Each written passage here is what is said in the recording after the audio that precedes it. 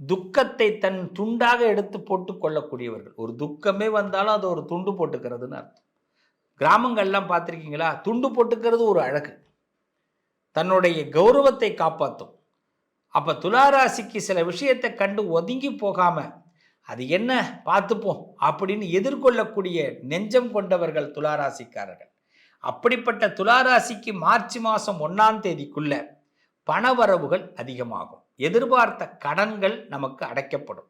சில விஷயங்களில் லோன் சம்பந்தமாக விஷயங்கள் ஏதாவது அலைஞ்சிக்கிட்டு இருந்தீங்க, எனக்கு ஒரு இடத்துல பணம் ரொம்ப எதிர்பார்க்குறேங்க, இது கிடைக்குமா அப்படின்னு நினச்சிங்கன்னா அந்த பணம்லாம் கிடைக்கக்கூடிய வாய்ப்பு. சில நல்ல மனுஷங்களை சந்திக்கிறதுக்கான வாய்ப்பு இருக்குது. ஆனால் இந்த வாரத்தில் கொஞ்சம் அலைச்சல் அதிகரிக்கும். 1க்கு 2 தடவை அலையிற மாதிரி தான் இருக்குங்க. இந்த வாரத்தை பொறுத்தவரை சில மனுஷங்களை முகம் காட்டி பேசிடாதீங்க. ஏன்னா அவங்க ஒன்று நினைப்பாங்க, நாம் ஒன்று நினைப்போம். அவங்க நினைக்கிறதுக்கு இந்த வாரம் நீங்கள் ஒத்து போகிற மாதிரி கொஞ்சம் நடிங்க. கொஞ்சம் கஷ்டம்தான் உங்களுக்கு, இருந்தாலும் நடித்தா தானே வாழ்க்கை நடத்த முடியும்.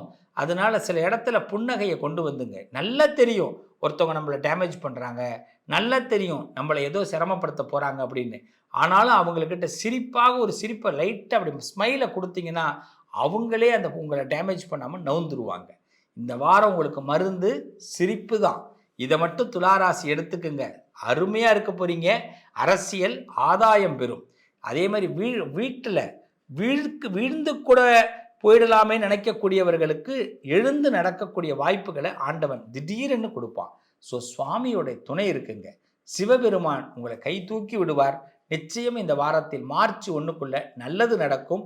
கவனமாக செல்லவும். நல்லது நடக்கும்.